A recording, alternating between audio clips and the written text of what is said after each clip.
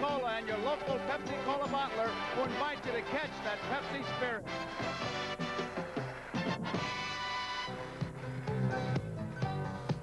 Veterans Stadium on a cool, crisp night. 48 degrees the temperature at game time. Some 65,000 wild fans jammed in here, and they are ready. And they're wondering, are the Phillies ready?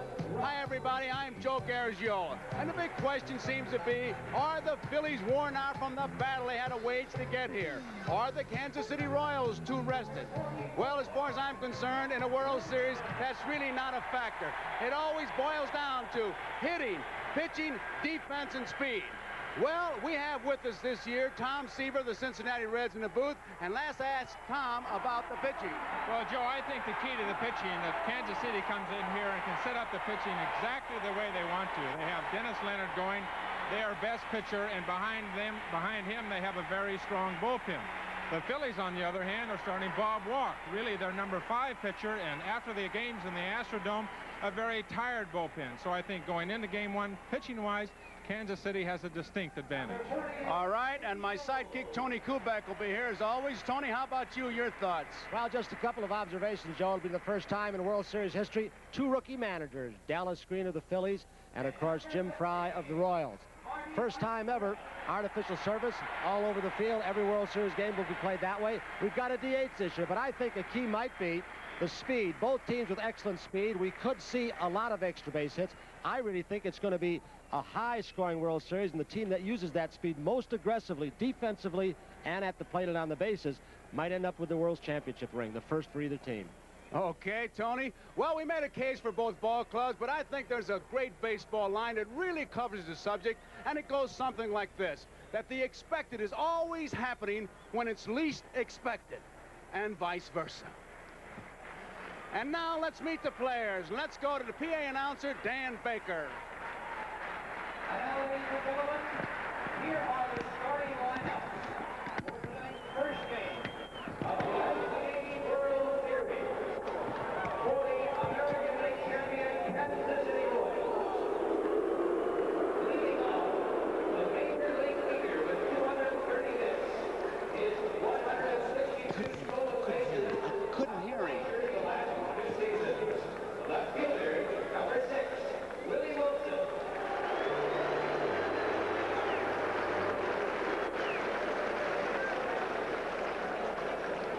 Batting second, the leading run producer among all designated hitters in the American League with 83 RBIs, number 11, Hal McRae.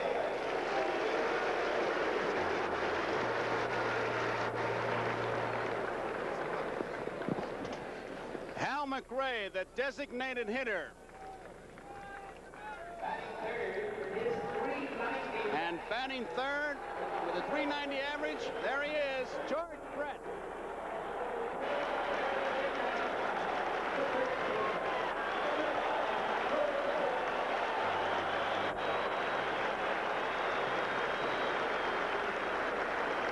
In the cleanup spot, it'll be Willie Mays Aikens.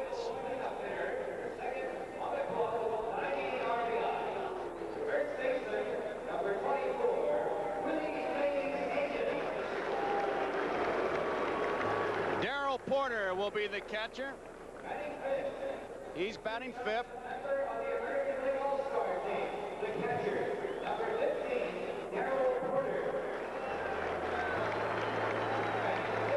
Batting sixth, Amos Otis. He'll be in center field.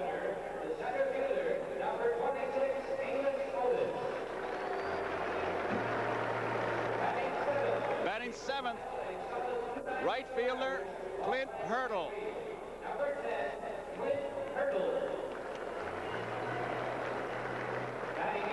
Batting eighth, the second baseman Frank White. The second baseman, number 20, Frank White. And batting ninth, the shortstop, U.L. Washington, the starting lineup for the Kansas City Royals. With a 364 average in the league championship series. There you see the pitcher, Dennis Leonard, who won 20 games and lost 11 in 1980. And the starting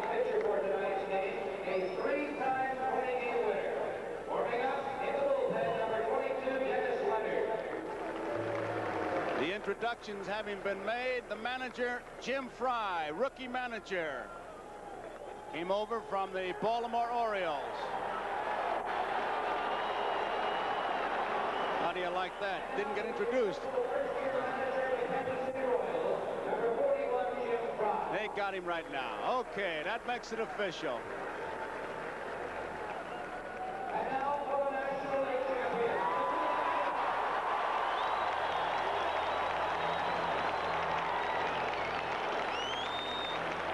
65,000 fans here gave these Phillies a standing ovation. You'll hear a roar. Leading off, Lonnie Smith in left field.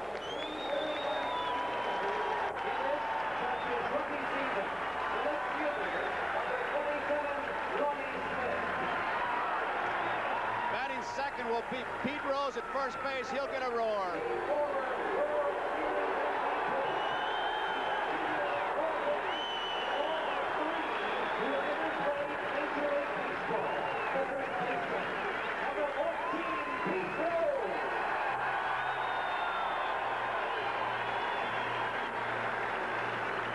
Batting third, third baseman Mike Schmidt.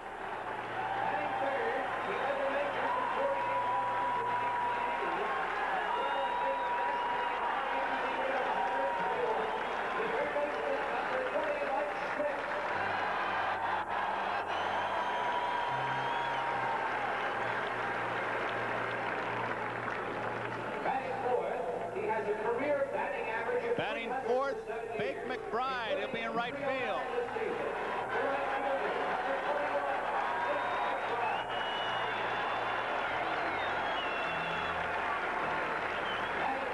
And batting fifth, the designated hitter, Greg Luzinski.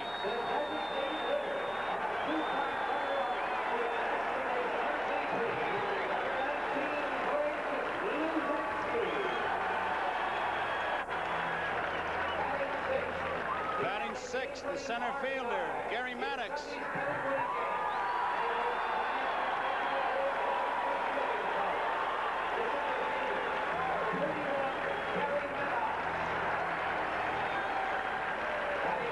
Batting seventh, most valuable player of the playoff league championship series, Manny Trio at second base.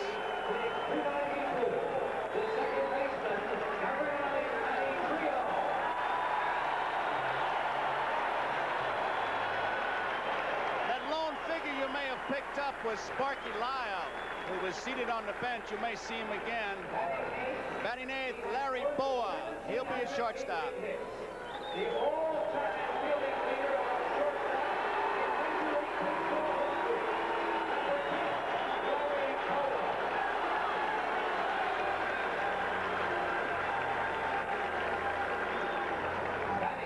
Batting ninth, the catcher, Bob Boone.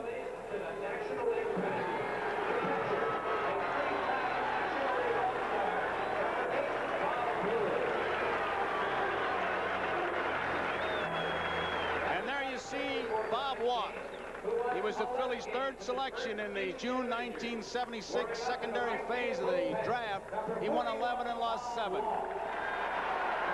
not appear in the playoffs with Houston. He is the only rested one. Bob Watt. Dallas Green, the manager, being introduced now.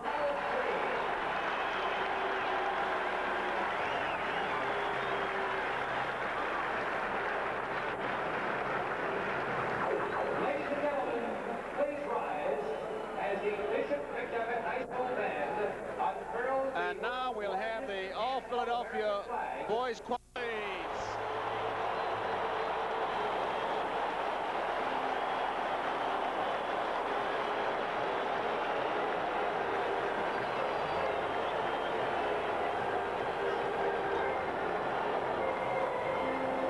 At the defensive setup behind Bob Walk, the pitcher Lonnie Smith playing in left field. That's been a problem area for the Phillies.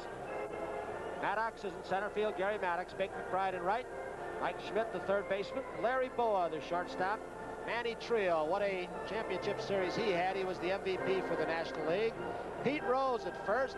Bob Boone with those tired, aching knees behind the plate. And Bob Walk, the pitcher for the Phillies. What about Bob Walk, Tom? Well, Joe, Bob Walk in That's the lineup he'll be looking at. Willie Wilson, McBray, Brett, Akins, Porter, Otis, Hurdle, White, Washington. A lot of left-hand hitters. Walk in 27 starts, Joe was 11-7 with a high 4.56 ERA. He had just 2 complete games as a rookie. 6'3", 200 pounds, just 23 years old.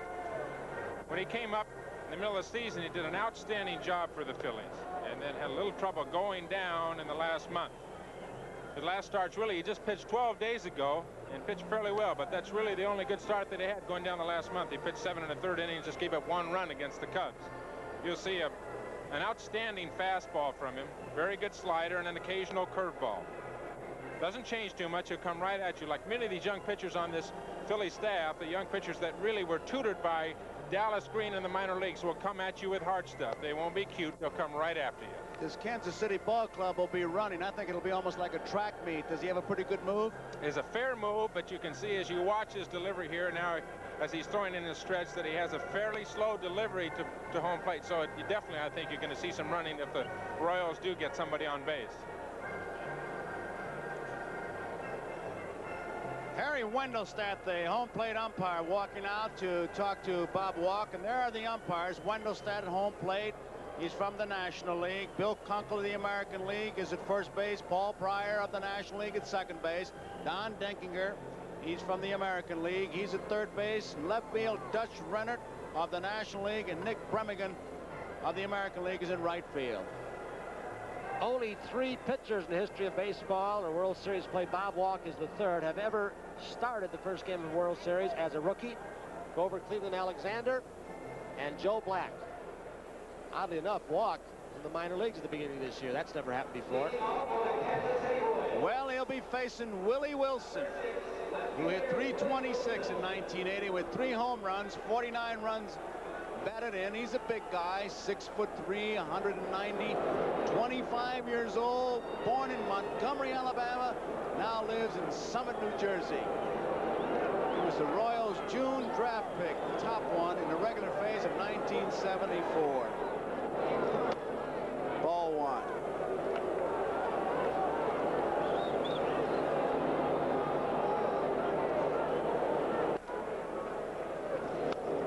That's fouled out of play. 1 ball and 1 strike. Willie Wilson.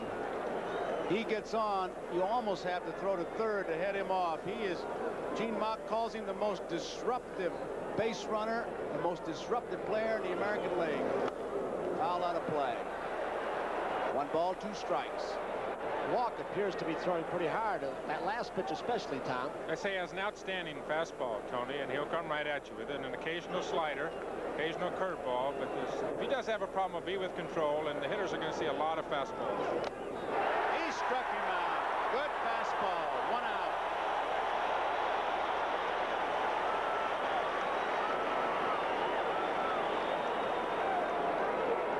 No fooling around, Tony. He comes right at him. Fastball, high fastball, really right down in the middle of the plate. It doesn't look like he's going for a corner or whatever. He's just depending on his power, depending on his speed, and trying to blow the ball right by Willie Wilson. 1 away, and here's Hal McRae. Strike 1. Didn't get it. McRae, they got him from Cincinnati with Wayne Simpson for Roger Nelson and Richie Scheinblum. What a trade that was. 34 years old. Hal McRae. Side. 1-1. Could be the most important man in this lineup for George Brett. Hitting in front of him today as he does against right-handers. He usually hits behind him against left-handers. If he has a good series, Brett might have a good series. 2 balls and 1 strike. McRae 5'11", as we look at George Brett, practically the Kansas City franchise. He really woke up America going for 400. Good fastball. He misses. 3-1. McRae, born in Avon Park, Florida, now lives in Bradenton. That's out of play. 3 balls, 2 strikes, nobody on. 1 man out, top of the first. Game 1. Players on these 2 teams do not have much World Series experience. McRae has been in 2.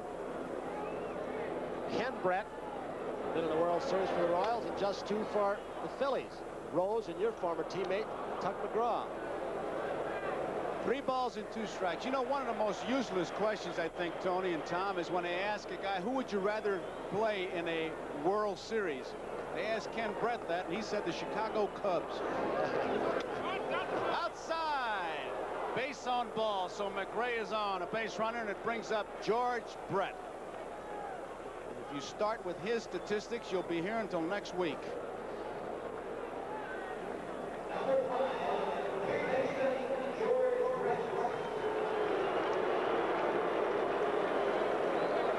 Last 2 hits this man has had have been home runs. You all saw the shot off the Goose, Gossage. Of course, he also had a home run against Davis, the left center field, Kansas City. His last 2 base hits have been home runs. Brett was holding a hot water bottle in the on-deck circle. At game time, the temperature was 48 degrees, the wind chill factor at 44.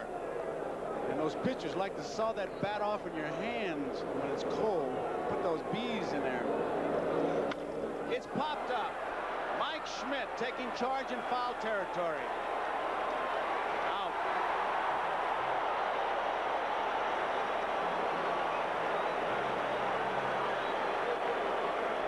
Two men out.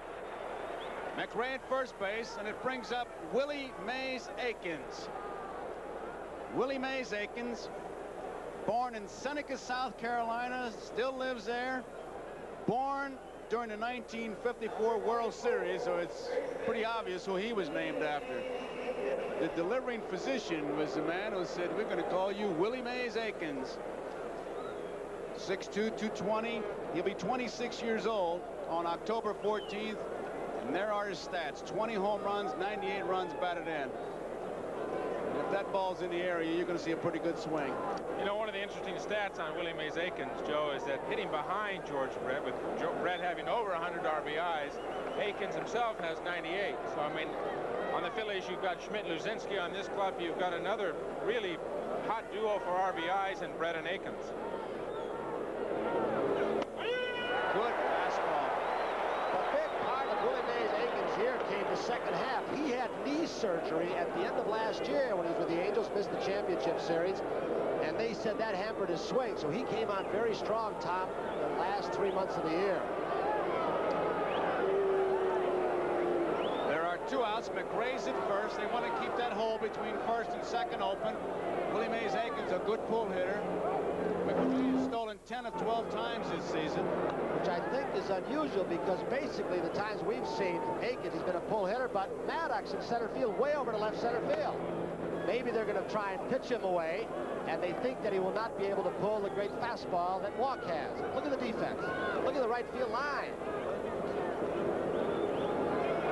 I'd say when you see that kind of defense, that means that the responsibility's on the pitcher.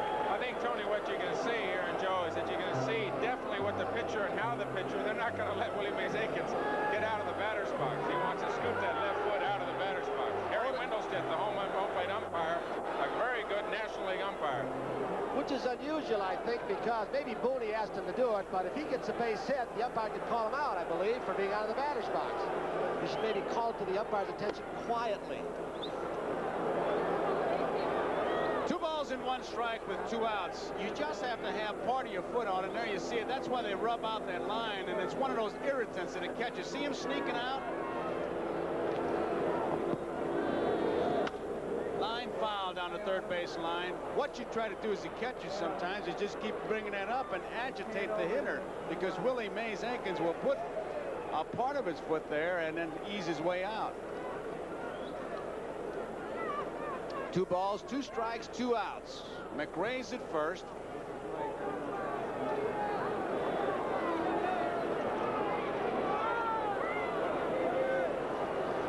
He hit that off the end of the bat, and those bees, that's just like getting a little bit of a shock is what happens. It's cold. Hit that ball off the end of the bat. Tom, I don't think it's just the speed of Walk. That in itself is something so far tonight, it looks like. But the fact that his ball is moving away from left-handed hitters, so. Well, it's going to move away from the left-handers and obviously into the right-handers. You got to pretty good discussion between Wendelstedt and Akins down there about where he's going to put his foot, because right after he did draw that line and said you have to stay in the batter's box, the very next pitch, he edged himself right back out again. Well, you know where they got that from? Charlie Lau, now the Yankees hitting instructor. Move away from the plate and back as far as you can get. And you can believe that Booney's pouring a little gasoline on that fire. There goes the runner. It's foul back. McRae heading out. You know, Joe, we just talked about that rule about the batter's box as McRae goes back. We've got Ron Luciano in the booth with us. And, Ronnie, can you fill us in on that? Yeah, technically what he's telling Willie Mays, of course, is that if you, like you said earlier, if you hit that ball while you're out of the box, I'm going to have to call you out. So get that foot in there and keep it in there. It's well hit. Left center field. Maddox is there. Maddox has room.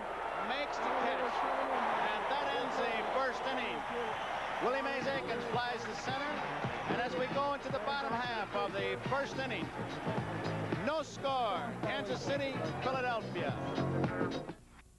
We're back in Veterans Stadium, Philadelphia for Game 1 of the World Series. And here's the defensive alignment for the Kansas City Royals. Willie Wilson is in left field. When he becomes a center field, he'll be the best ever out there, one of the best ever. Amos Otis in center, Clint Hurdle in right. George Brett at third. U.L. Washington, the shortstop. Frank White, he was the MVP in the American League Championship Series. He's at second. Willie Mays Akins in first. Darrell Porter, the catcher. The pitcher, Dennis Leonard. The batting order that Leonard will be facing has Lonnie Smith leading off in left field, Pete Rose at first base, Mike Schmidt third base batting third, Bake McBride in the cleanup spot. A little bit unusual there, but he wanted to break up that right back-to-back right-handed hitter. So Luzinski, the DH, Gary Maddox is in center field, Manny Trio at second base, Larry Bowe at the shortstop, and Bob Boone is the catcher. And Dennis Leonard, a pretty good pitcher, Tom. 29-year-old Dennis Leonard, Joe. 6'1", 190 pounds, has won 20 games for the Royals in 3 out of the last 4 years. This year, a 20-game winner again, 20-11. Outstanding fastball, outstanding nasty slider, and very aggressive pitcher. I talked to him before the game. We were down there on the bench. He says he's not going to change his game plan. He's going to have good fastball, good slider, and go right after the Philly hitters. Tom, you used the word nasty. What do you mean a nasty slider? Very late breaking, very sharp slider. When he gets it down in the strike zone, keeps it away from those right-handed hitters, and nasty in a sense, he'll come into those left-hand hitters, and especially on a cool night tonight, get in on those hands, and you'll get more of those B's you're talking about. Okay. So, Dennis Leonard against Lonnie Smith. Smith hit .339 during the season, 3 home runs, good speed. And it's ball 1. With a designated hitter rule in effect for this World Series, manager Dallas Green can put Lonnie Smith in his lineup for his speed. And he's got a good bat, and also include the power of Greg Kluzinski in the DH spot. No matter which way you look at it, though, it's been a problem defensively for them.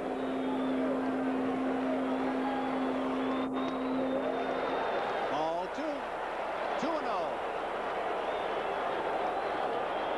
Dennis Leonard, 155 strikeouts. And Barker, as you see, led with 187. There's a good fastball. 2 balls and a strike.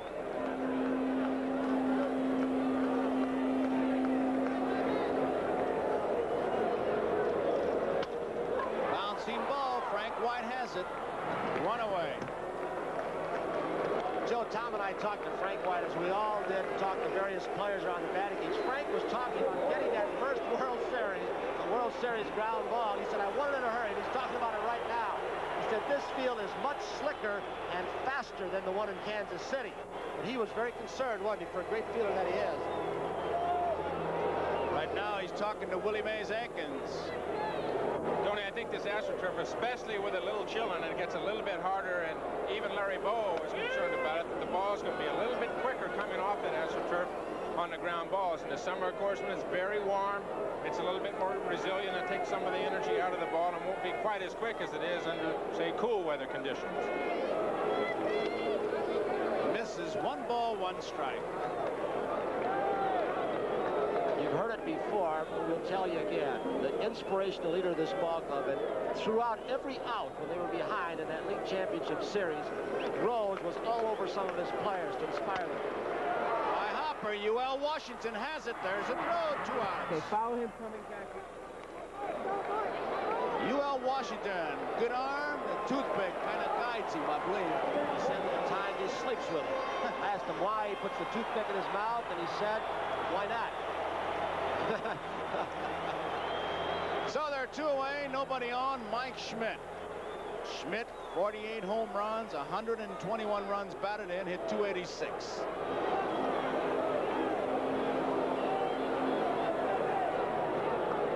I gotta wonder, Tom, that if McRae is what I think he means to Brett, the guy behind Schmidt, or in front of him, Rose, that they might mean to Hizzer, because he's a guy they're going to try and pitch around, same as they will Brett for the Royals.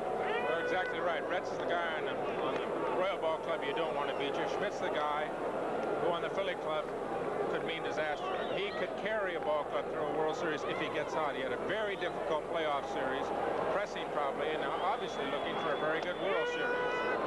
2 strikes to count on Mike Schmidt. Oddly enough, when you look at it, the 2 guys you don't want to have beat you, Schmidt of the Phillies and Brett of Kansas City, were both pretty well stopped in the playoffs, and yet they went on to win. So it shows the balance of both ball clubs.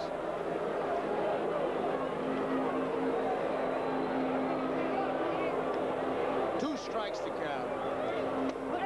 Misses. Mike Schmidt has an interesting theory. He says that if he hits the fastball hard the first time, that he feels that he's given a message to the pitcher that I can handle your fastball. It doesn't necessarily have to be a base hit, just a good, hard, solid smack. Right now, it's 1 ball, 2 strikes, 2 outs, nobody on. Joe, if he hits that fastball too, Mike is an outstanding off-speed or curveball hitter, and if he can get to your fastball, you're in trouble. He didn't get to that fastball, so he's out on strikes. The Phillies go down 1, 2, 3. We complete 1 inning of play. Kansas City, nothing. Philadelphia, nothing. Well, the rookie Bob Walk of the Phillies had a relatively easy first inning. We talked to his pitching coach, Herm Starrett, to give us some insight on Bob Walk. Bobby Walk has a fastball that could be overpowering, and he has a good curveball and also a good slider and a changeup. And if he can stay ahead of the hitters early and settle himself down, I feel like this young man can pitch a good ball game for us. Bob Walk from his pitching coach, Herm Starrett. Harold Porter leads it off.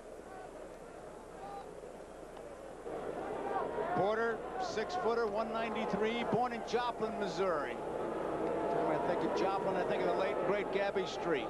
Now lives in Kansas City. Didn't get it a fastball, overpowering strike 1. Joe, really among the regulars for the Royals, there weren't a whole lot of off years. Darryl Porter, you see by his stats, and Brian Gumble, the pregame show, told his story, but he had an off year as did Amos Otis. But both had either physical problems or the rehabilitation problem that Darryl Porter went through. He's got a good eye. He can get you a base on balls in a hurry. 1 ball, 2 strikes. Porter with Jim Colburn. Came over for Jamie Quirk, Jim Wolford, and Bob McClure. Milwaukee. This Royals ball club, and you alluded to it earlier, Joe, about the left-handed hitters, is a much better hitting ball club and a better team all around against right-handed pitching. 2 balls, 2 strikes. No outs, nobody on, no score. We're in the top of the 2nd inning. Walk averages 5.6 strikeouts per 9 innings. Just missed inside. Breaking pitch. You see Wendelstedt wave that hand over, telling the bench that ball was inside. They can see high or low, but it runs a manager and a team crazy when the umpire keeps motioning inside or outside because you can't see from the bench and you have no argument. Walk team, just as Tony said, good base on balls hitter, and Porter is on, and Walk averages 4.2 base on balls per 9 innings. There's his first one of the night, and it brings up Amos Otis. Second walk given up by Bob Walk. Those stats on Otis don't tell a true story. He came out of spring training. It was during the players' strike, the work stoppage. He went to a batting machine, one of those where you pay $1 for 50 balls, and one of the balls hit him on the finger. Ruptured a tendon. Just about 40 games. There's a strike. Amos Otis, 33 years old, 170 pounds, 5'11", born in Mobile, Alabama, lives in Blue Springs, Missouri now. Came over from the Mets with Bob Johnson for Joe Foy. He's a guy that started out, Amos Otis, as a shortstop in the Red Sox organization, then played some first base, third base, Mets. They made him a center fielder. You never know with Porter there. Otis has been hitting the right field a little bit more. Porter doesn't have base-stealing speed. 1 ball, 1 strike. Otis was a teammate of mine, Joe, when I was in New York for a while before he was traded over here to Kansas City. He was a center fielder, and Gil Hodges, who was our manager at that time, wanted to make him a third baseman, and Otis liked the outfield. And I think that's one of the reasons he ended up being traded over to Kansas City. That's funny, if a manager wants to make an infield and you like the outfield, you end up getting traded. I think it's interesting as you look at 5 players throughout Major League history who started out as shortstop as he did. The Red Sox organization, Mantle was a shortstop, DiMaggio was a shortstop. You could go on and name more and more. 2 balls and 1 strike. Nobody out. Well hit, left field. Smith going back. That ball's out of here. Home run for Amos Otis. And this crowd, some 65,000, really stilled as Otis seemed to reach out and hit that ball.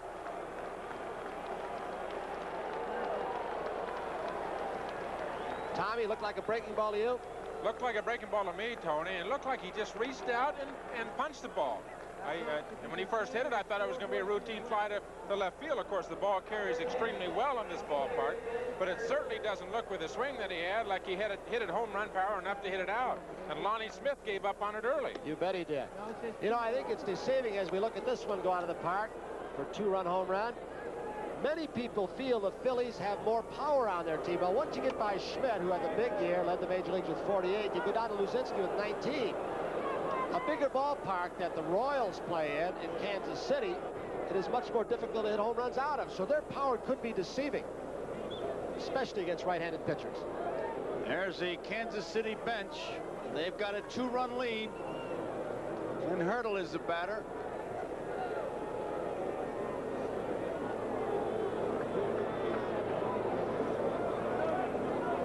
The Phillies bench. That's fouled out of play. You think the Phillies didn't see this situation before? During the League Championship Series for 5 games, probably about 4 games in a row the Phillies saw against the Astros were all but unbelievable. They were. Fouled out of play. But it took Tuck McGraw to put it in focus for me. He said watching those games is like going through the art museum on a motorcycle. A lot of nice pictures, but you never got a chance. By the time you start to dwell on one play, something else would happen. 2-2 pitch. Left center field. Lonnie Smith going back. He's calling for it. He's there. He makes the catch. We pause briefly for our station identification. This is the NBC television network. WMAQ-TV, Chicago.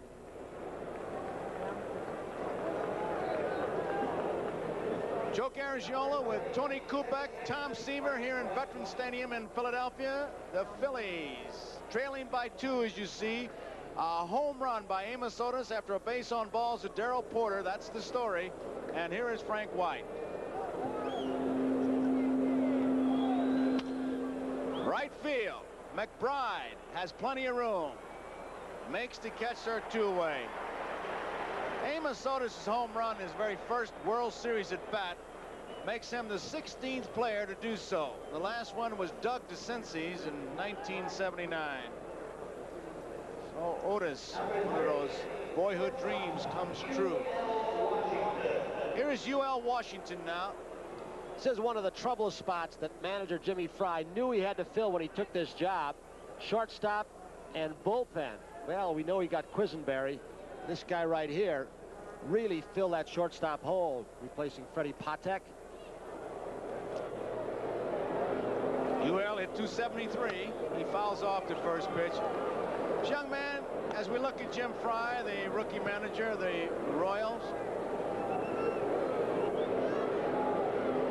UL Washington, I think, a real inspiration to that aspiring ball player, because he was selected in 1973 by the Royals for their academy, went down there, graduated, and here he is in the big leagues. 2 strikes to count. He and Frank White, another graduate of the academy. Washington's a switch hitter. Look how very quietly he went through that league championship series with that average. He's been switch hitting 5 years. You know what he said got to him, Tom? He said, the higher I got up in baseball, when I finally got to AAA, he was a natural right-hander, he said that slider killed me. He said it made me turn around to the left side. It's killed a lot of him. Oh, you bet. That's low. 1 ball, 2 strikes, 2 outs. Herm Starrett, Dallas Green. The Kansas City Royals 2, Phillies nothing. Top of the 2nd. Home run by Amos Otis. Bouncing ball. Pete Rose, fair ball, flips to his pitcher walk. Routine play for Pete Rose. A little bit exciting for walk. That ends the top of the 2nd inning, and the score: Kansas City 2, Philadelphia nothing. Takes a 2-0 lead out for the 2nd inning for the Royals, and we talked to him yesterday. What he wants to look for and expect these Phillies hitters. Well, basically, you'd like to know the guys in the lineup that can supply the power, and you know the Phillies have Schmidt and Luzinski.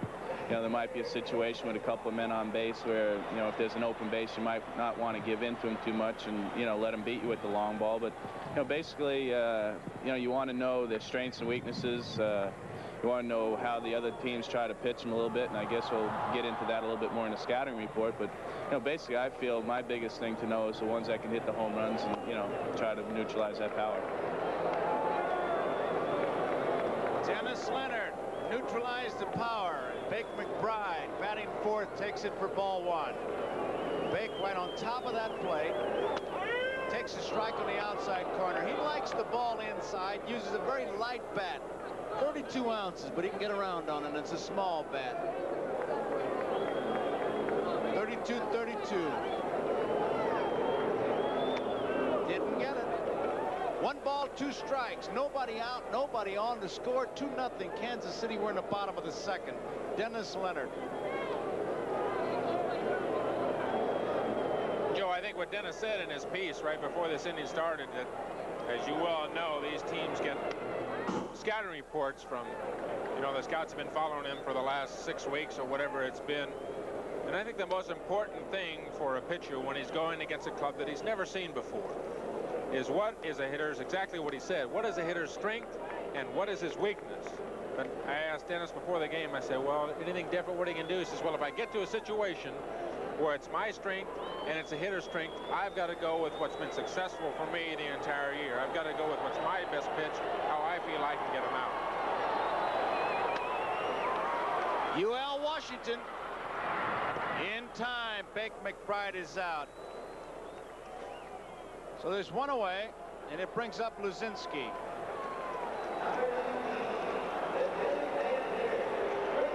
The Goodyear Blimp Enterprise giving us those beautiful shots. The pilot, Captain Dick Daniels, and there you see it. Veterans Stadium in Philadelphia, where right now the Kansas City Royals lead 2-0, 1 out in the bottom of the 2nd. Greg Luzinski, the DH, designated hitter. Taps it foul, strike 1. Tom, without getting into a seminar, do you pitch away from the hitter's strength and to his weakness? Well, I think there are certain situations, you know, it really does begin to be a seminar. Depends on how you're throwing, depends if there's a runner on second base, depends on what the score is. But I would think you might save a situation where you can attack a hitter's weakness if it becomes a game situation late in the ballgame, 7th inning, men on 2nd and 3rd, and you've got to get somebody out. Maybe you save one pitch someplace where you can get a hitter out, his biggest weakness, so you can get him out in a game situation. Fouled out of play by Luzinski. And the count, 1 ball and 2 strikes. Let me pursue that with Tom. Are you saying, and I don't think you never go to guys' weakness, because big league hitters adjust, they change. Exactly right. No, you definitely have to. You don't go to their strengths, that's for sure. I mean, if a guy, Greg Luzinski, is a low fastball inside the plate hitter, you don't sit there and throw low inside fastballs and wait for a game situation to pitch him away. You pitch him right there. You pitch him real tough. But in a game situation, you go after, what you try to do is to go after the weakest spot. that hitter has. 2 balls and 2 strikes on Luzinski. You saw Porter give that fastball sign the outside part of the plate. It's hit to left center field. Well hit. Way back. And making the catch, Willie Wilson. That's one of those, Joe, and you talk to the Royals players or the opposition players in the American League, you will perk up your head and look for the center fielder, because Otis looked like he was closer to the ball initially, and Willie Wilson seems to come out of nowhere. You've heard it before, but he is, I think, the fastest man in baseball. Mark, you've got some tough ones in the National League, I know. Martinez, his coach said, it's like having a 4-man outfield like they have in softball. 2 outs, and this is Gary Maddox, who hit .259 regular season.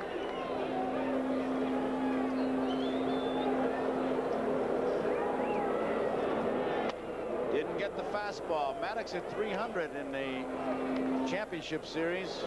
He was 6 for 20. Big base hits. 1 ball, 1 strike, 2 outs. Chased a bad ball. He's a free swinger. Scouting report, Tom talking about, Tom, what I've heard is that don't throw him a fastball, strike the first pitch.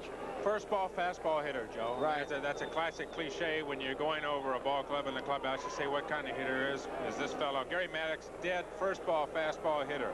Likes the fastball from the middle of the plate in, trying to keep hard stuff away. And as you can see, that's what Leonard has done in the last couple of pitches. Fastball away and a slider away. Well hit. George Brett has it. Long throw across is in time, and Leonard has retired 6 in a row. We complete 2 innings of baseball here. The score is Kansas City 2, Philadelphia 0. We'll be right back after these messages from your local station. A good crowd on hand. Strike 1. Wilson was out on strikes his first time up.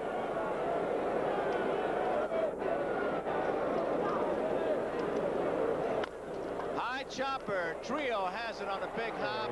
Easy out. Wilson is out. And that brings up Hal McRae. For the first time since he became commissioner, Bowie Kuhn is absent from a World Series game. His father passed away at the age of 87 earlier this week. The commissioner is in St. Augustine, Florida with his mother for the funeral, which will take place on Thursday. And all of us at NBC Sports, certainly all of baseball, send our condolences to Commissioner Kuhn. McRae fouls it off, and it's strike 1. McRae walked his first time up.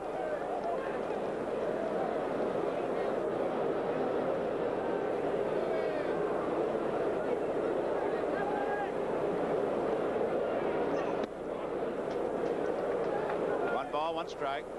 George Brett says of McRae that he did not know how to play the game of baseball in a winning fashion until McRae came over.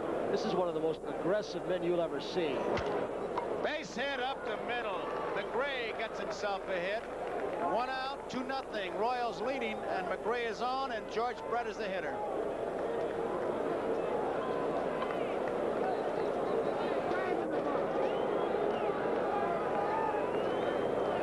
Brett fouled out his first time up.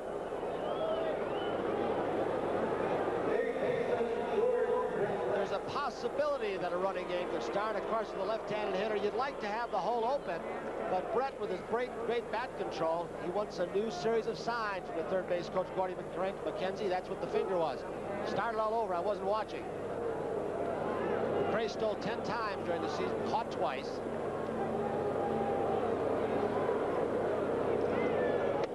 Strike.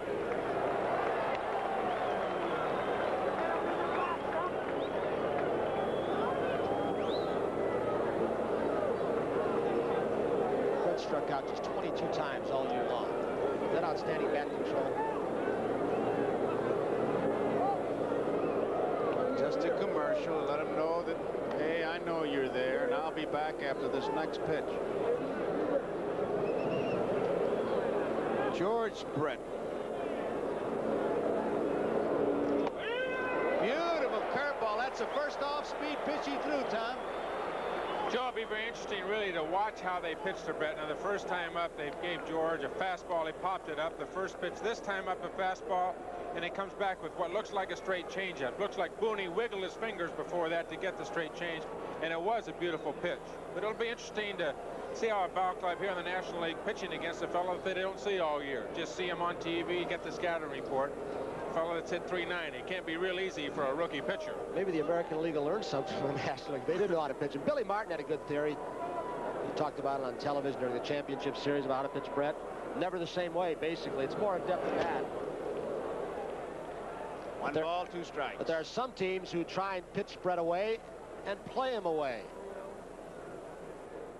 Everybody you talk to, they say there's no set way. You just have to keep changing. And when you hit 390, you have to believe that. 1-2 pitch. He was going. He was going. And I think Pete Rose yelled out to walk when he saw McRae leading and take one short stunner step, and he walked the step off the rubber. Tipped his bat. It's a strike. He gets some help from the third base umpire, Don Denkinger, and Brett is out on strikes. He wasn't sure of it. Harry Wendelstedt wasn't. He got some help, and it's a strikeout. Pretty good breaking ball, Tom. Looks like they're going back with hard stuff inside to him. That one good changeup, and that's a slider.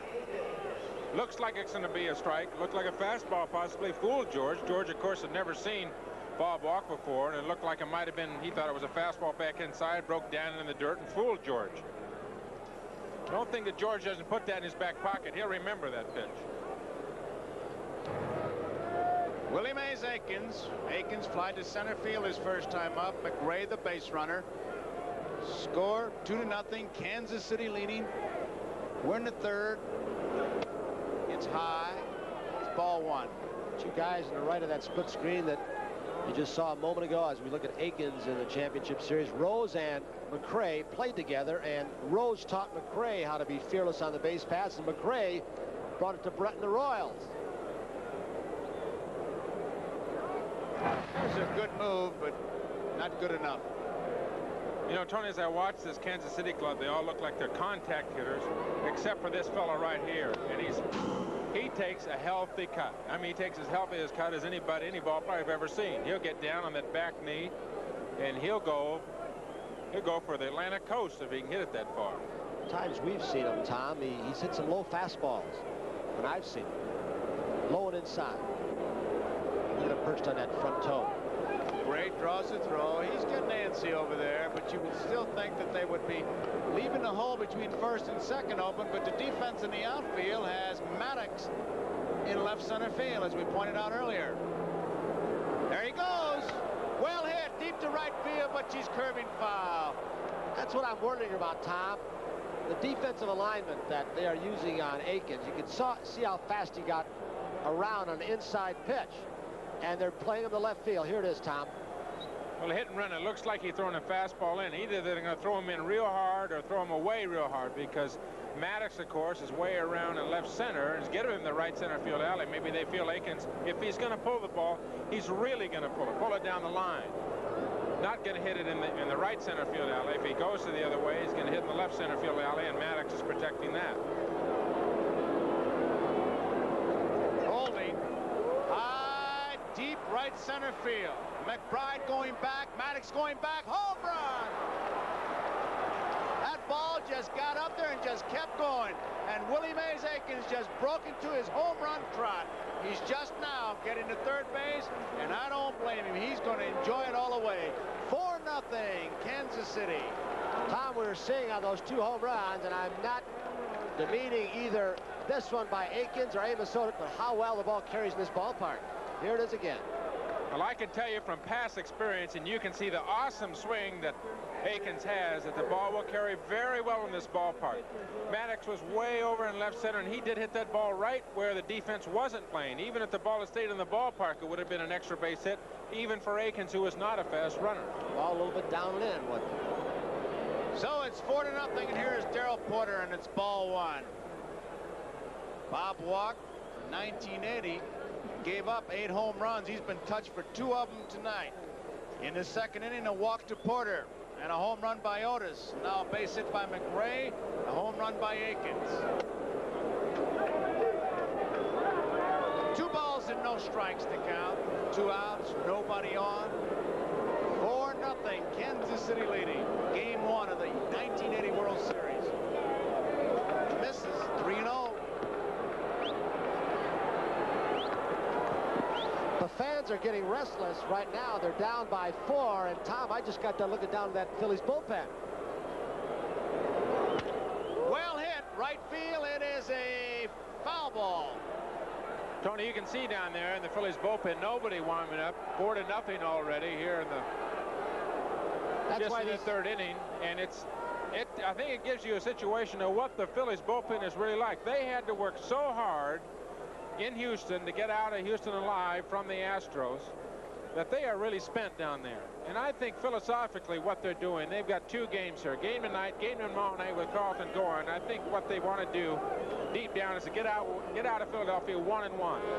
If they can get out of town 1-1 and have these 2 pitchers at least pitch maybe 6, 7, or 8 innings, I think they'll be happy. Herm Starrett coming out of the Philly dugout, going to pay his first visit to rookie Bob Walk. I know, well, in a way, in an indirect fashion, you might have said this, that they might be giving this game up so they can get their bullpen. I hate to say ever give up a World Series game. Billy Martin got into this problem with the Yankees one year when I think he went to his number 4 starter to start the first World Series game after a tough championship series. Well, I think it's obvious. If you look at the scoreboard, top of the third, it's 4-0, and they still have nobody, warming up. 2 outs, another runner on first. There's Dallas Green in the Philadelphia dugout. That they want Walk to pitch some. They don't want to go out there and have to get him in the 3rd inning. They don't want to have to get him in the 4th inning. Amos Otis is the batter. He had a home run, a 2-run homer his first time up.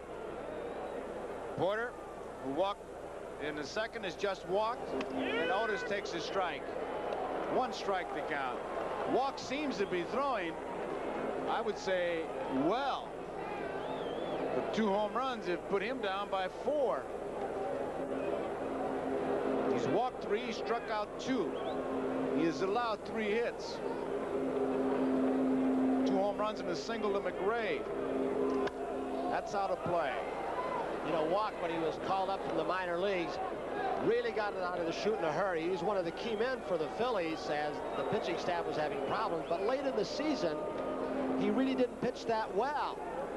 And they moved Marty Bystrom, another rookie, into the rotation in September, and he went 5-0. At the time where you alluded to earlier before the ball game, but he was really the number 5 starter at times this season. Well, he came on very strong, Tony, for him. I think it was 8-2 1 point. And then in his last 12 starts of the season was 3-6 and had a 5.95 ERA, which is obviously not very good. He was 8-2 before those last 12 starts of the season and did a superb job for the Phillies. Picked them up, really. Bob Boone called him a lifesaver. And he came along right when we needed him, and he really picked us up when we had some injuries. 1 ball, 2 strikes, 2 outs. 4-0, Kansas City leading, top of the 3rd. Amos Otis.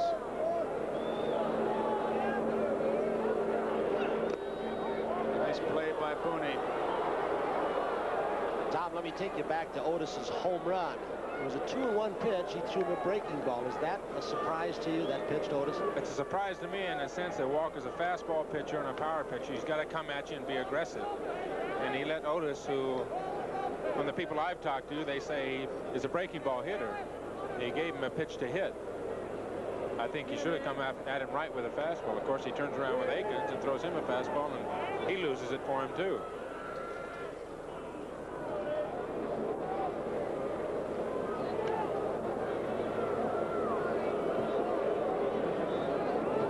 Try to hit that outside corner.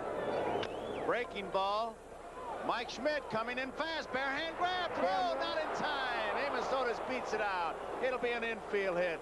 Tough play. Good speed by Otis. They have base runners at 1st and 2nd.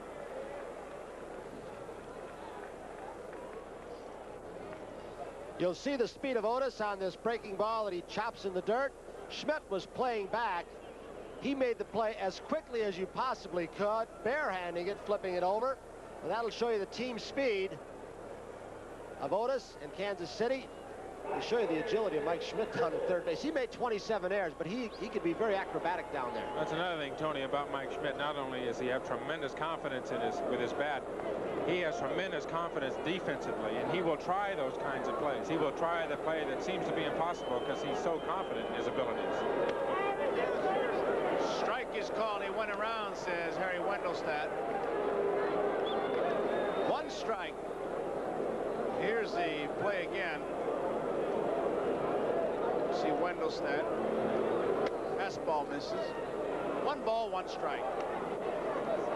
Wilson was the first out in this inning, and McRae singled. Brett was out on strikes. A home run by Aikens, a walk to Porter, and a base hit by Amos Otis. And it's low. 2 balls and 1 strike. And there's Dickie Knowles for the Philadelphia Phillies. So they start to loosen up. Base runners, Porter at second, Otis at first, Clint Hurdle. Base hit to left field. Darrell Porter rounding third. Here comes the throw. They got a chance. They got it. Easy. A throw by Lonnie Smith to Bob Boone. And that may be the play that'll turn it around for these Philadelphia Phillies, who seem to be playing the first couple innings under a little bit of ether. Here comes Lonnie Smith. As Porter rounded third base, he stumbled and broke stride. I'm not saying that's why he did not get it, because he's hot by 15, 20 feet. But Lonnie Smith threw a rainbow, but he still gets Porter. Right there. Right there, he broke stride. Gordy McKenzie sending him home, but no run scored.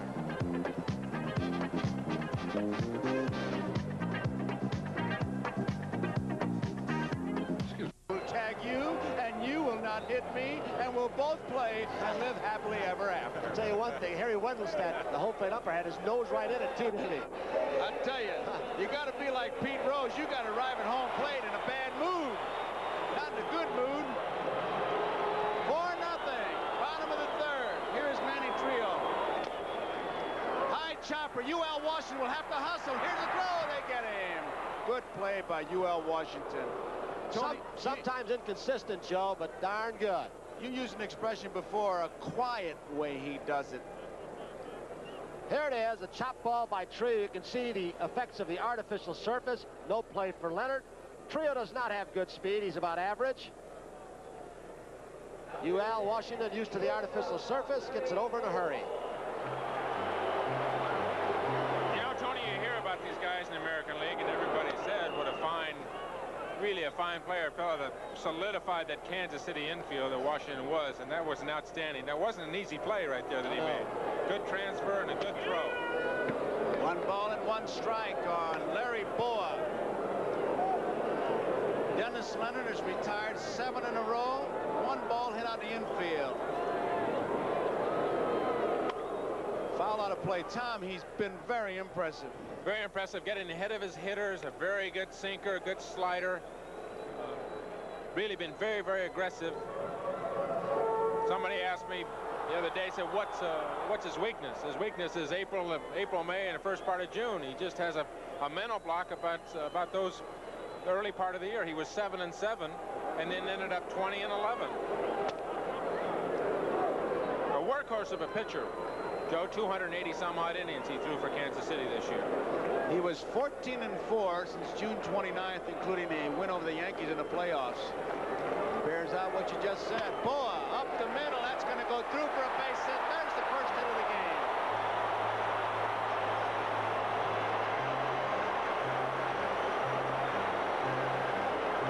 So the Phillies have a base runner. We're in the bottom of the third, 4-0.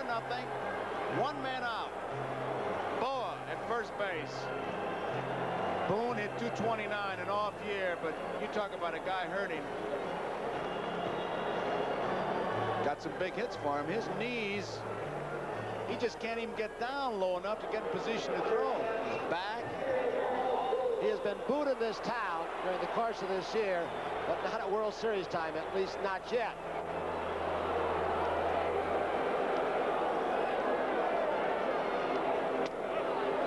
Outside, ball 1. Boa at first. Of course, the Phillies have team speed also. Boa, one of the men who can run, but down by 4 runs. Negates a lot of that speed. Unlikely that he'll go. There he goes. There's a strike. The throw. Safe.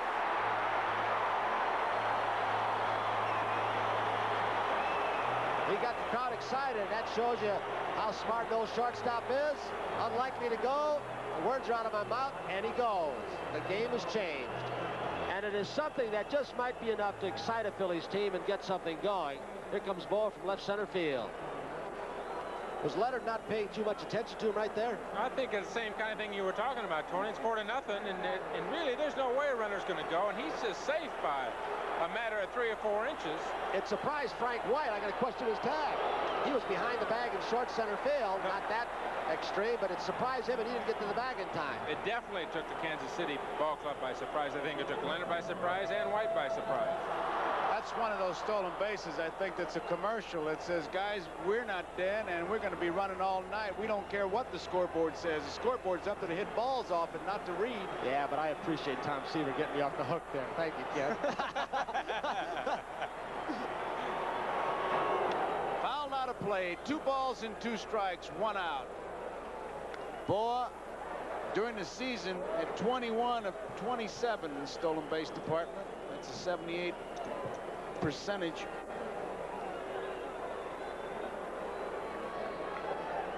Bob Boone.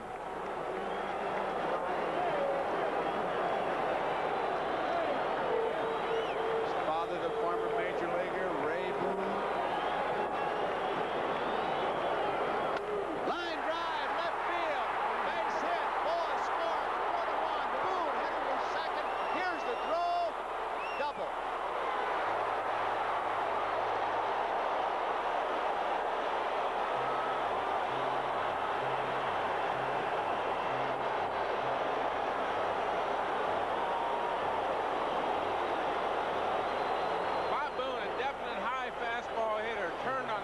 Pitch it right down the line for 2 bases. And Booney, playing with a taped ankle, he was at home yesterday with his ankle on ice for several hours, was running pretty good on that ball. Rounded first base in good fashion, made a good slide into second base. Tom, haven't you ever seen it when a guy's got a bad ankle, he's got a base hit inside, like he made a side trip to Lourdes? You forget about all that tape and all the pain. If you can get a base hit or make an extra base, that pain goes away very quickly. It's an instant miracle. Smith, base hit, left field. Boone will be held up to third. Lonnie Smith stumbles to first. They got him between first and second, and now the runner will try to score. He will, and Lonnie Smith will be tagged out by the first baseman, Willie Mays Aikens.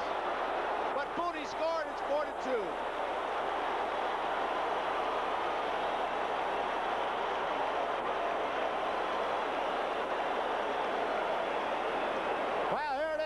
Just out of the reach of UL Washington. Boone was being held up by Lee Elia, the third base coach, being down by 3. There's the cutoff, George Brett, and they call the man who just gets trapped as Boone is scoring right now. Brett threw the ball too soon. He was afraid of Lonnie Smith's speed, but Smith fell down. They call him skates. He's done that before on this artificial surface. He's been kind of slipping and sliding all year long. 1 strike to count on Pete Rose, 4-2. We'll get the official scoring for you because Boone actually stopped at third, came in on the rundown. Rose doesn't get it.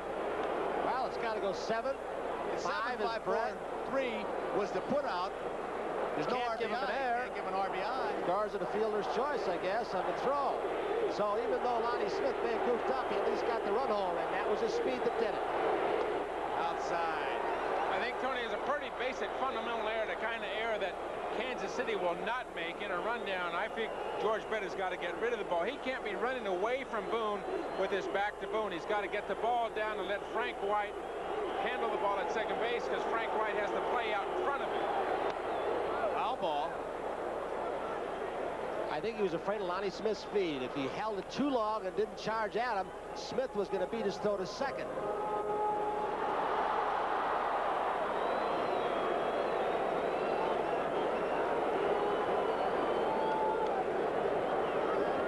Bullpen, Rennie Martin, he's got an excellent curveball. He has control problems, so unlike Dallas Green of the Phillies. Just a couple runs off Leonard, and they've got somebody going.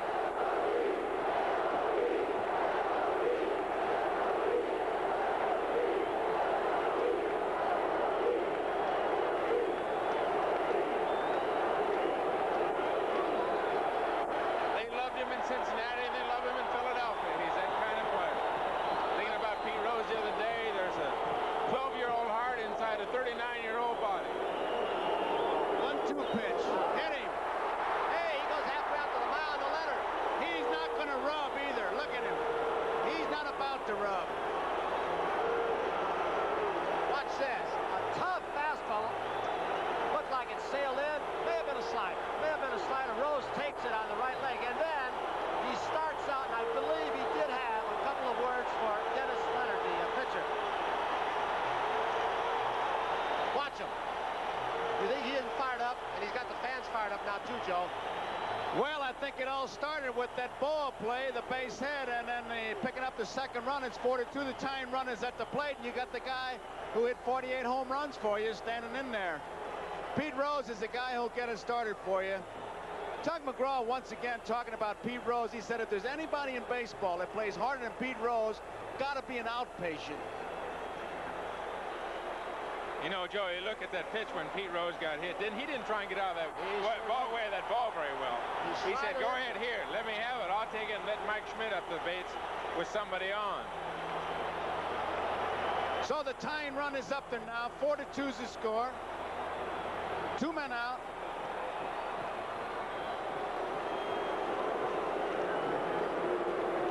You can see here the slider breaks inside to Rose, and Rose just soon take first base any way he can get it. And he knows that'll fire his club up. Fastball misses. Ball one. The crowd, I tell you, there was just silence on the home runs by Amos Otis in the second inning, a 2-run homer. A 2-run homer by Aikens was 4-0, and all of a sudden this crowd, a jam-packed ballpark, really alive.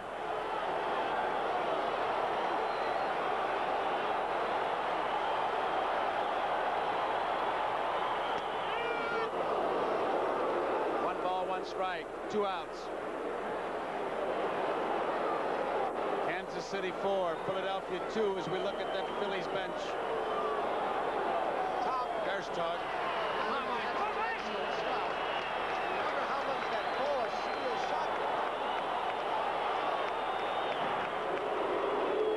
Tug McGraw, you saw him in the championship series and with the Mets. He's such a hyper player.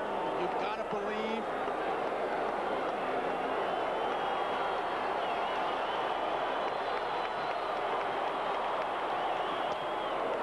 2-1. Tony, I gotta believe all the turmoil they've had around this Philadelphia clubhouse, the Dallas Green and all his players, etc., and being branded the losers from 1964 and whatever, and having to carry that onus on their back for so long. The kind of things that a Rose does or a Boa does when he steals second base definitely has to lift the ball club. 3-1. Mike Schmidt. The score, 4-2. Kansas City leading. We're in the bottom of the third. 2 men out. Mike Schmidt, who struck out his first time up. A good cripple shooter. He'll be looking for his pitch right here. And if he gets it, he'll go to work on it.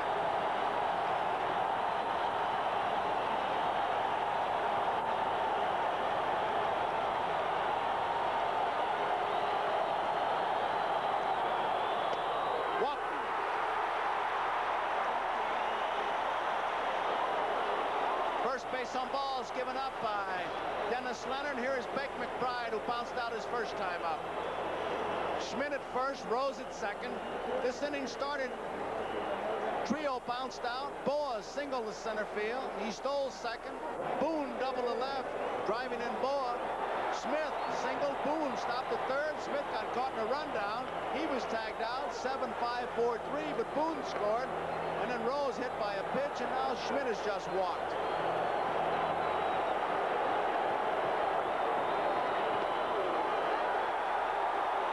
All one. Bake McBride has been a good RBI man for this Phillies club this year. He's had 87. You've got to remember, a lot of the time he was hitting in the number 2 spot.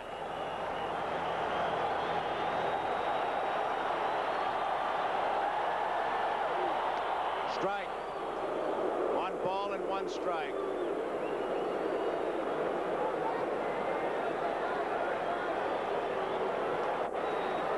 Pete Rose put the match to the gasoline, and we have the explosion for 2 runs here.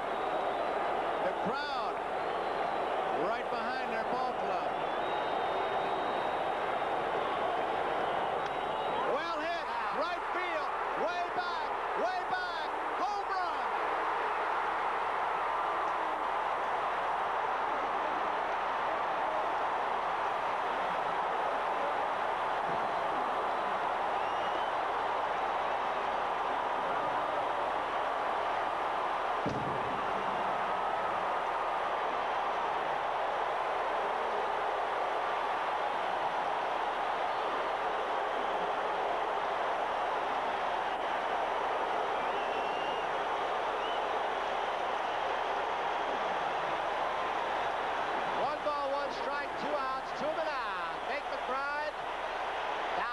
Tried to sink the ball. There's Rose's reaction on the 3-run home run by McBride. The fans want McBride to come back out.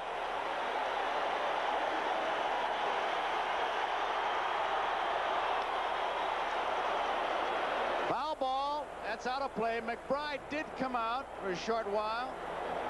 And how quickly it changes. It's 5-4. And Jim Fry, who had a 4-run lead, as he went into this bottom half of the 3rd, now trails by a run. 5-4 Philadelphia. Dallas Green, who wanted to break up the 2 right-handed power hitters, Schmidt and Luzinski, put McBride in that 4th slot, and oh baby, did it pay off for him. Pulled foul, he got around on that one. 2 strikes. Dallas Green. There he is. It's been a love-hate relationship between his team, some of the players, and himself. He's at spats with Luzinski, Boa, McBride, Maddox. 2 strikes to count on Luzinski.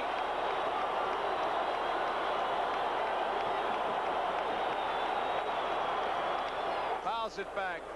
Think about it. If he starts walk and he wins this game, Dallas Green with Carlton 1 up is really in good shape. So it's a much bigger game than is indicated just by the lineups. Well, I think that what Tony said in the pregame show, we were talking about you might see a lot of runs.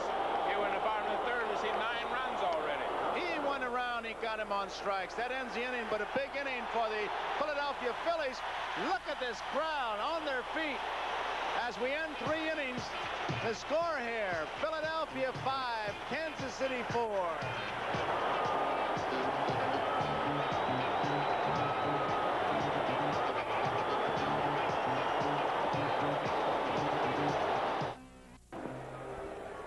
The first 3 innings been characterized by a bit of role reversal here at Veterans Stadium.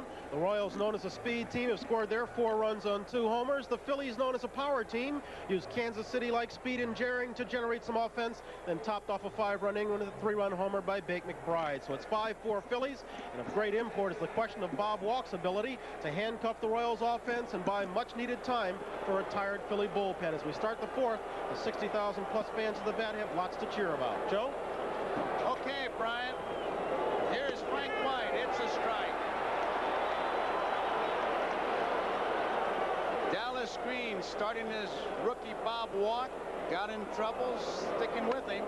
Didn't mean the swing's going to be a tough play. Rose to walk in time. 1 out.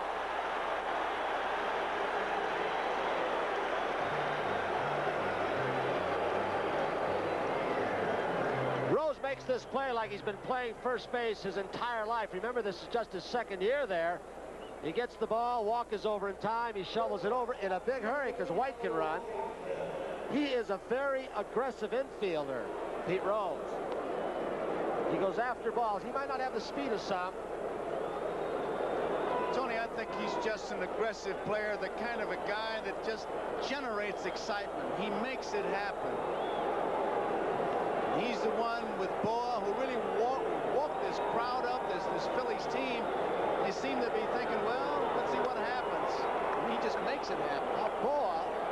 with the steal 4 runs down, I believe forced Dennis Leonard, a veteran pitcher, to lose his composure. Then he hit Rose and the fireworks went off. Boa has it. In time. UL Washington is out. Good play by Boa. 2 up and 2 down. Brings up Willie Wilson. Here's Boa. Go ahead, Tony. Excuse me. I'll tell you one thing, he doesn't miss many balls at all. He has slowed down a step with age. It was a very close play, as you saw UL Washington speed, especially from the left side.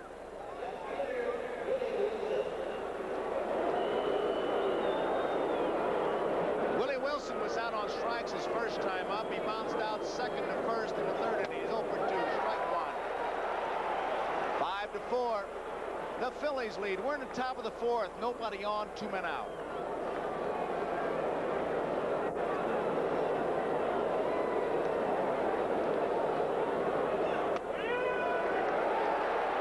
Two strikes. Bob Walk coming right at him. Wilson didn't like the call.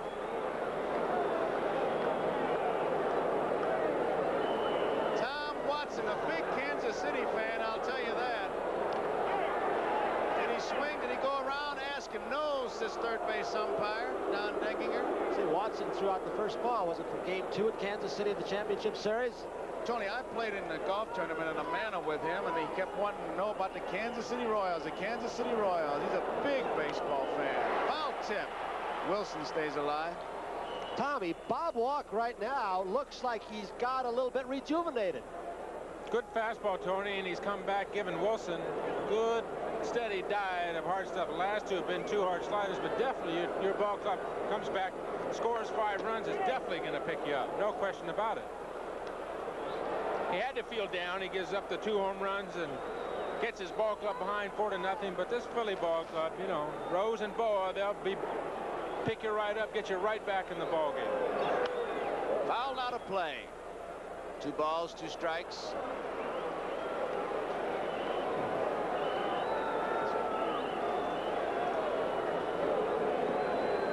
Leonard was throwing in the last inning when the Phillies scored 5. Dickie Knowles continued to throw, so he's ready. So Dallas Green's philosophy has changed a little bit. He's got a few innings out of Walk. They got the lead back. 3 balls, 2 strikes, 2 outs, 5-4. Phillies are leading.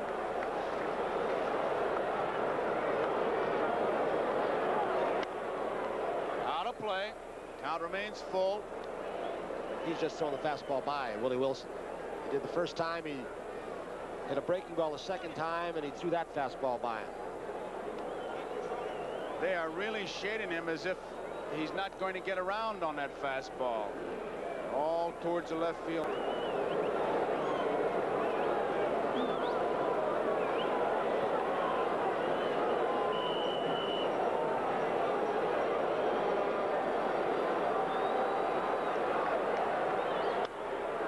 Out of play. Wilson fights it off. 3 balls, 2 strikes, 2 outs, nobody on. 5-4. Philadelphia leading Kansas City. We're in the 4th. Off the handle, out of play. Still going to the left side. Wilson, I tell you, he goes in that batter's box. He's going to get himself a time at bat. 705. That's how many times he went to bat this season. That's a major league record.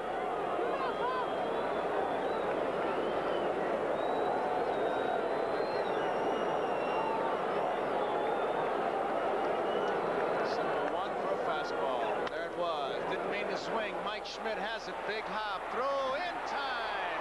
It was close, but they got him. Schmidt to Rose. 3 up and 3 down. And we go into the bottom half of the 4th inning to score here. Philadelphia 5, Kansas City 4, and due up for the Philadelphia Phillies in the bottom of the 4th. Gary Maddox, Manny Trio, and Larry Boa. Right now it's Gary Maddox to lead it off. Maddox bounced out his first time up. First pitch, he swings and fouls it back. First ball, fastball hitter, and he bears it out. He'll go right after that first pitch, Joe, no question about it. Especially the ball up in the strike zone. That one looked like it might have been out of the strike zone. Gary goes to hack him. There's the strike. I think think you'd ever see the daytime where you just go back into rosin bag and throw the rosin bag up to see if he'd swing at it? I'll tell you, that's the reason in almost 600 plate appearances, he walked just 18 times. Boys, he spread out with 2 strikes. Look at that. Outside. 1 ball, 2 strikes. Tom, you remember him early on when he was with the Giants and that? He used to really wail at the ball and was a free swinger. Then he spread out, and he went through a streak for a couple of years where he punched the ball in the right field. I think he's definitely now just a contact. Joe once hit that ball back through the middle, likes to hit the fastball. He'd rather talk about his fielding. He's a tremendous center fielder. Much has been written about him. I thought Ralph Kiner, the Hall of Famer, had a great line. Ralph, describing the Phillies Mets game, said that the earth is 2/3 covered by water and the other 1/3 is covered by Gary Maddox. That's about right.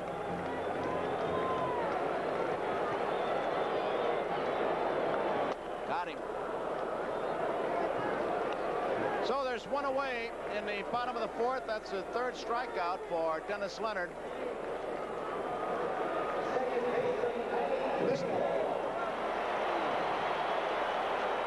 There's the pitch. Might have been a little bit outside. Slider, Tom, or a cut fastball? I think Maddox might have been full of, looked like a slider. Porter wanted the ball away, and Leonard put it right where he was calling for it. Looked like an outstanding pitch because Maddox in that situation is certainly just trying to make contact. Manny Trillo. Trillo bounced out his first time up. Inside, ball 1.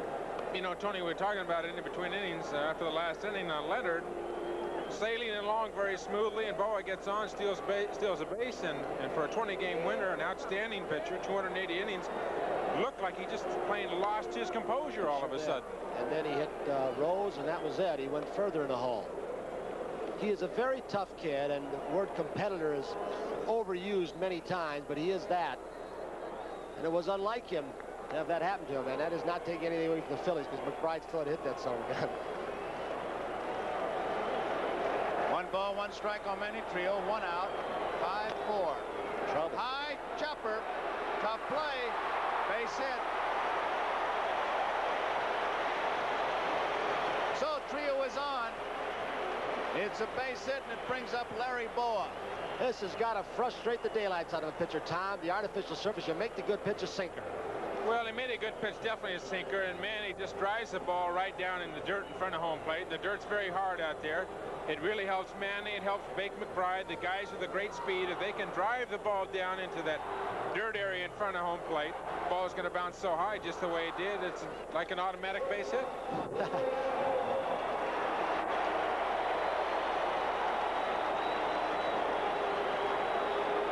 Larry Boa single, stole a base, and scored on the double by Boone as the batter. Trillo's on at first. 1 man out, 5-4. Phillies are leading, bottom of the 4th. That's Ruben Amaro, the first base coach. He is very adept at picking up pitch outs right from the manager of the opposing dugout or the catcher, and then he'll go to the pitcher. Bobby Wine on the bench, also very good, will help out Amaro and the base stealers.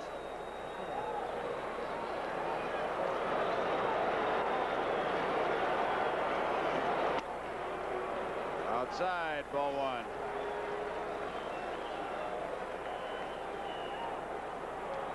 One man out. 1 ball, no strikes.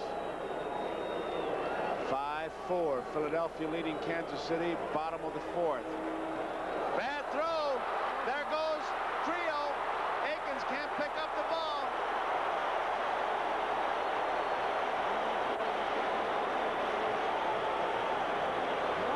So the Phillies, watch this throw. It's a low throw.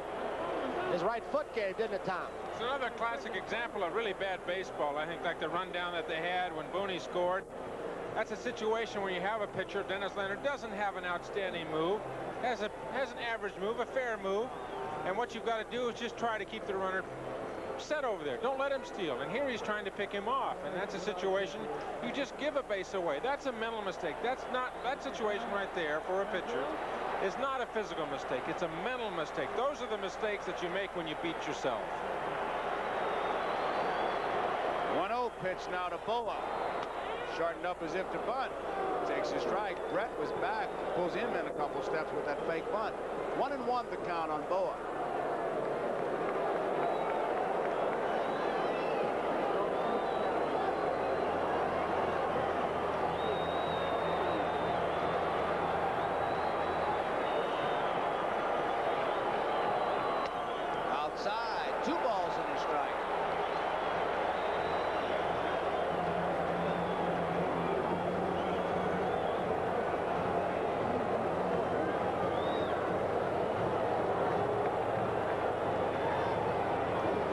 job for Trio to score on a base hit. That outfield very shallow.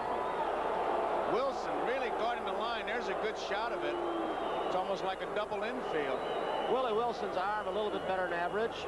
Amos Otis, the best of the trio out there. He's in center field. Clint Hurdle, average plus, I'd say. Bouncing ball, White nicely in time. Boa is out. Moving to third is Trio. He made the play look easy. There is nobody better in the game of baseball today in the major leagues anyway, who has more range than the man at second base, Frank White. He might have saved 5 runs in a championship series against the Yankees when he made 3 outstanding plays. He was playing Boa up the middle. Boa pulled it. White still got over. There's Frank White, a little meeting on the mound. Let's pause briefly for station identification. This is the NBC television network. WMAQ-TV, Chicago.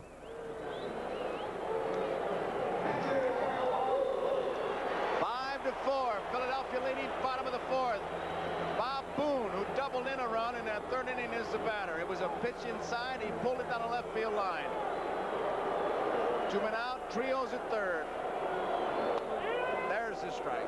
And with the 9th spot up right now, Boone, this is a rest spot at times for a pitcher in the National League. Without the DH, you'd have a pitcher up there. But you got 9 guys swinging the bats pretty well in the lineup. There's Brett even with the bag.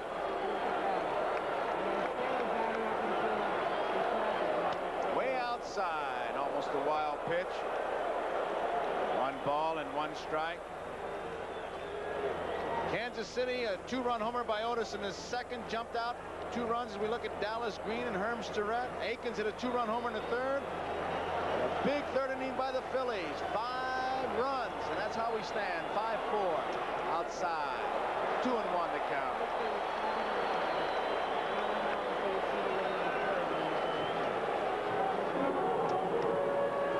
2 balls and 1 strike. Jim Fry looking on. Billy Connors. You think they're wondering if Mr. Leonard is losing it, Tom? Well, it's a possibility, Joe. I know that Leonard last time got hurt with a pitch inside and went away with a fastball. And the last 2 pitches have been sliders off the plate away. So he's been very careful. Keeping the ball away from Boone this time, that's for sure. Now he's getting behind him. He's been ahead of most of the hitters. Leonard has been ahead of most of the hitters most of the night. This is really only the 3rd time that he's been down to a 2-0 or a 3-1 count where the hitter is at a distinct advantage. That's the count. 3-1 with 2 outs. Trio at 3rd. Base hit down the right field line. Trio scores. Boone rounding 1st. He's heading for 2nd. He's got his 2nd double of the night. Phillies lead 6-4.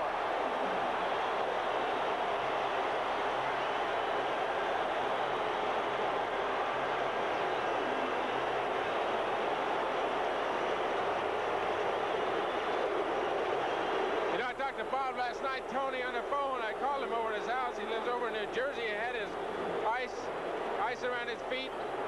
Didn't know if he'd be able to play. At least I didn't. I said, "How you doing, Boone?" He says, "Fine." I said, "You playing?" He said, "I got this far. I'm not quitting now." And he didn't, you know, he had to go to get an X-rays. Didn't know if he had a broken foot or whatever. There's no way that he wasn't going to play when he got to the park today. Now he's got a double down both lines. And I don't think that pitch was away. It looked like he inside and out. It was inside part of the plate, and yet he led with the hands and sliced into the right field corner. So we're going to have a pitching change, a break in the action with the score 6-4. The Phillies with 2 men out, and we'll be right back after 6-4, 184. Birthplace, Dover, Delaware, still lives there. Rennie Martin.